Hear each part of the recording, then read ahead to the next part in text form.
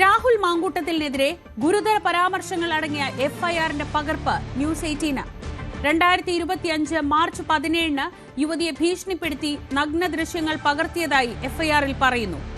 2025 April 22 തൃക്കണ്ണാപുരത്തെ ഫ്ളാറ്റിൽ പീഡിപ്പിച്ചു. 2025 May അവസാന വാരം പാലക്കാടുള്ള MLAയുടെ ഫ്ളാറ്റിൽ വെച്ചും പീഡനം നടന്നു.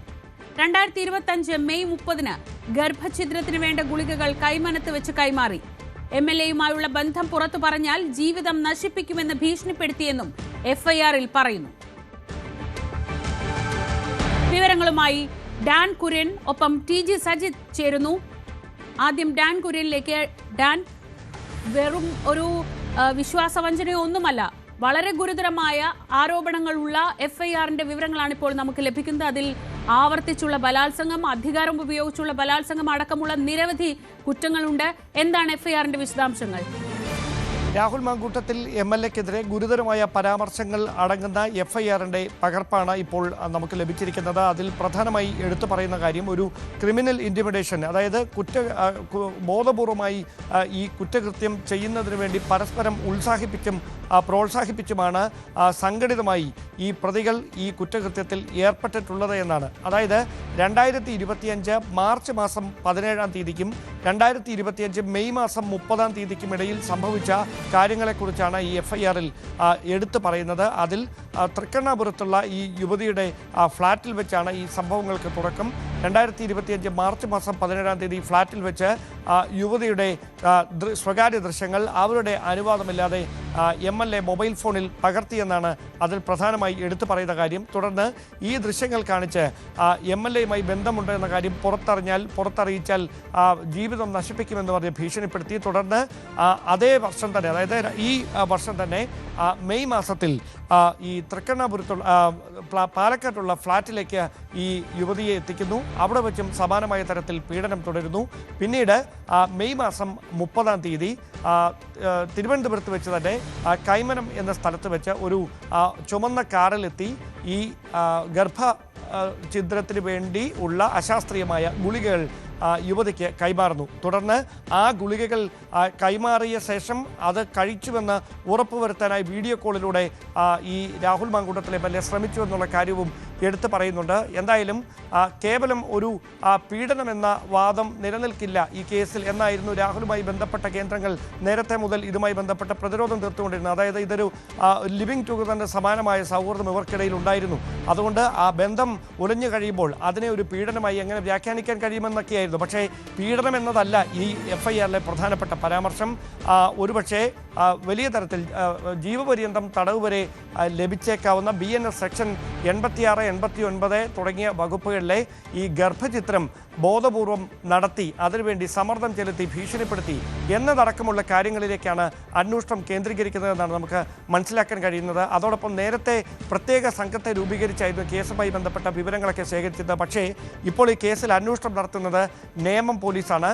Thiruvananthapuram city police commissioner Thomson ജോസിന്റെ മേൽനോട്ടത്തിലാണ് ഈ അന്വേഷണം പുരോഗമിച്ചുകൊണ്ടിരിക്കുന്നത്. അങ്ങനെയെങ്കിൽ രാഹുൽ മാങ്കൂട്ടത്തിൽ സംസ്ഥാനം വിട്ടുപോകാതിരിക്കുന്നതിന് വേണ്ടി കൊച്ചി, തിരുവനന്തപുരം, കോഴിക്കോട് വിമാനത്താവളങ്ങളിലൊക്കെ ലുക്കൌട്ട് നോട്ടീസ് ഇറക്കിയിട്ടുണ്ട്. പക്ഷേ ഇതിനോടകം തന്നെ രാഹുൽ ഇവിടെ നിന്ന് മാറിയിട്ടുണ്ടോ എന്ന കാര്യവും ഉദ്യോഗസ്ഥർക്ക് മുമ്പിൽ ഒരു സംശയമായി നിലനിൽക്കുകയാണ്. എന്തായാലും ഈ യുവതിയുടെ മൊഴിയുടെ അടിസ്ഥാനത്തിൽ, കൈമാറിയ തെളിവുകളുടെ അടിസ്ഥാനത്തിലാണ് ഈ ഗുരുതരമായ പരാമർശങ്ങൾ അടങ്ങുന്ന എഫ്ഐആർ രജിസ്റ്റർ ചെയ്തിരിക്കുന്നത്. അതുമായി ബന്ധപ്പെട്ടാണ് ഇപ്പോൾ അന്വേഷണം പുരോഗമിച്ചുകൊണ്ടിരിക്കുന്നത്. അങ്ങനെയെങ്കിൽ രാഹുൽ മാങ്കൂട്ടത്തിൻ്റെ മുൻകൂർ ജാമ്യാപേക്ഷയിൽ കോടതിയുടെ ഭാഗത്തു നിന്നുള്ള തുടർ നീക്കങ്ങൾ എന്താകുമെന്ന് അറിഞ്ഞതിന് ശേഷമായിരിക്കും അന്വേഷണ സംഘം ഇതുമായി ബന്ധപ്പെട്ട കൂടുതൽ നീക്കങ്ങളിലേക്ക് കടക്കുക. രാഹുൽ മാങ്കൂട്ടത്തിനെതിരെ ഈ ഗർഭചിത്രത്തിന് പ്രേരിപ്പിച്ചു, ഗർഭചിത്രം നടത്താനായി അശാസ്ത്രീയമായ മാർഗം പറഞ്ഞുകൊടുത്തു, അങ്ങനെ സമ്മർദ്ദം ചെലുത്തി, ഇതടക്കമുള്ള കാര്യങ്ങൾ പ്രധാനപ്പെട്ട വകുപ്പുകളായി മാറുമെന്നാണ് അറിയാൻ കഴിയുന്നത്. ആ ദിശയിലേക്കാണ് ഇപ്പോൾ അന്വേഷണം നീളുന്നത്.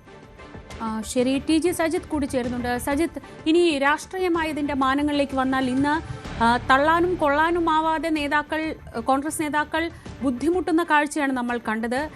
രാഹുലിനെതിരെ നേരത്തെ തന്നെ നിലപാടെടുത്തിട്ടുള്ള VD സതീശൻ ഉൾപ്പെടെയുള്ളവർ ഒരു വശത്തുണ്ട്. പക്ഷേ അങ്ങനെയല്ല വേണ്ടത് എന്നതായിരുന്നു K സുധാകരൻ ഉൾപ്പെടെയുള്ള മുതിർന്ന നേതാക്കളുടെ നിലപാട്.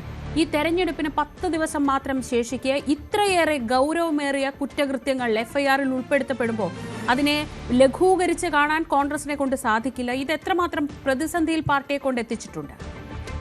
ശ്രീജ, അസാധാരണമായ പ്രതിസന്ധിയാണ്. ഈ ഒരു പ്രതിസന്ധി ഉണ്ടാകുമെന്ന് കരുതിയെങ്കിലും ഇത്ര പെട്ടെന്ന് അല്ലെങ്കിൽ തെരഞ്ഞെടുപ്പിന്റെ ഈ ഒരു ഘട്ടത്തിൽ ഇതുണ്ടാകുമെന്ന് അവർ പ്രതീക്ഷിച്ചില്ല. ഇതിൽ കോൺഗ്രസിനെ കുലയ്ക്കുന്ന രണ്ട് പ്രശ്നങ്ങളാണ്. ഒന്ന്, രാഹുലിന് പ്രതിരോധം തീർക്കണമോ വേണ്ടയോ എന്ന വിഷയം. അതിൽ വേണമെന്ന് വാദിക്കുന്ന ചിലരെങ്കിലുമുണ്ട്, പക്ഷേ വേണ്ട എന്ന് വാദിക്കുന്നവർക്കാണ് പ്രാമുഖ്യം കൂടുതൽ. അത് ചിലർ പരസ്യമായി രാഹുലിനെ തള്ളിപ്പറയുന്നു, ചിലർ നിലപാട് പരസ്യമാക്കുന്നില്ലെങ്കിൽ കൂടിയും രാഹുലിനെതിരായി തന്നെയാണ് അവരുടെ നിലപാട്. പക്ഷേ കോൺഗ്രസിന് മുന്നിൽ കുഴയ്ക്കുന്ന മറ്റൊരു പ്രശ്നമുള്ളത് ഇത് തെരഞ്ഞെടുപ്പാണ് എന്നതുകൊണ്ടുകൂടിയാണ്. അതുകൊണ്ടുകൂടിയാണ് അടൂർ പ്രകാശ് UDF കൺവീനർ അടക്കമുള്ളവർ എടുക്കുന്ന നിലപാട് ഒരു പടി കടന്നു പോകുന്നത്.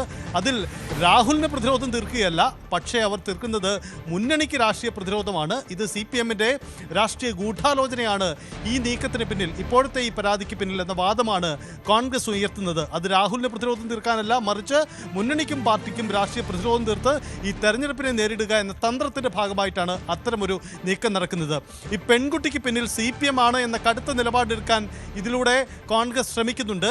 മാത്രമല്ല, മുൻകാല തെരഞ്ഞെടുപ്പ് കാലത്തെല്ലാം സമാനമായ ചില ഇരകളെ ഉപയോഗിച്ചുകൊണ്ടുള്ള നീക്കങ്ങൾ ഉണ്ടായിരുന്നു. ഇത്തവണയും അതുതന്നെയാണ് നടക്കുന്നത് എന്നതാണ് കോൺഗ്രസിന്റെ വാദം. അങ്ങനെ പ്രതിരോധം തൽക്കാലം ഉയർത്തുകയാണ്. അത് മുന്നണിയുടെ രാഷ്ട്രീയ പ്രതിരോധമാണ്. അതിനപ്പുറത്തേക്ക് രാഹുലിനെതിരെ പുതിയ അച്ചടക്ക നടപടികൾ എന്തെങ്കിലും ഉണ്ടാകുമെന്ന സൂചന കോൺഗ്രസ് കേന്ദ്രങ്ങൾ പങ്കുവച്ചിട്ടില്ല. അസാധാരണ പ്രതിസന്ധി കോൺഗ്രസിന് മുന്നിൽ ഇക്കാര്യത്തിൽ ഉണ്ട് എന്നതാണ് സാഹചര്യം. കാരണം സർക്കാരിനും മുന്നണിക്കുമെതിരെ ഇടതുമുന്നണിക്കും CPM-നുമെതിരെ അതിശക്തമായ രാഷ്ട്രീയ പ്രചരണമായിരുന്നു ഇത്തവണ തദ്ദേശ തെരഞ്ഞെടുപ്പിൽ കോൺഗ്രസ് നടത്തി വന്നിരുന്നത്. ശബരിമല സ്വർണ്ണക്കടത്ത് വിവാദമടക്കമുള്ള വിവിധ വിഷയങ്ങൾ കോൺഗ്രസിന് മുന്നിലും UDF-ന് മുന്നിലും ഉണ്ടായിരുന്നു. ഇതിനിടയിലേക്കാണ് വിഷയങ്ങളെ ആകെ മാറ്റിമറിക്കുന്ന തരത്തിലേക്ക് ഈ വിഷയം വരുന്നത്. അതുകൊണ്ടുകൂടിയാണ് ആ തരത്തിൽ വിഷയങ്ങൾ മാറിപ്പോവാതിരിക്കാനുള്ള ഒരു ജാഗ്രത കാട്ടൽ നടത്തുന്നത്. എന്തായാലും രാഹുലിനെ പരസ്യമായി അനുകൂലിക്കില്ല. എന്നാൽ ഈ നീക്കത്തിന് പിന്നിൽ, ഇപ്പോൾ ഈ പരാതി ഉയർന്നതിന് പിന്നിൽ രാഷ്ട്രീയ ഗൂഢാലോചന എന്ന വാദം തന്നെയായിരിക്കും കോൺഗ്രസ് ഉയർത്തുക. അതാണ് നേതാക്കളുടെ പ്രതികരണങ്ങളിൽ നിന്നും വ്യക്തമാവുന്നത്.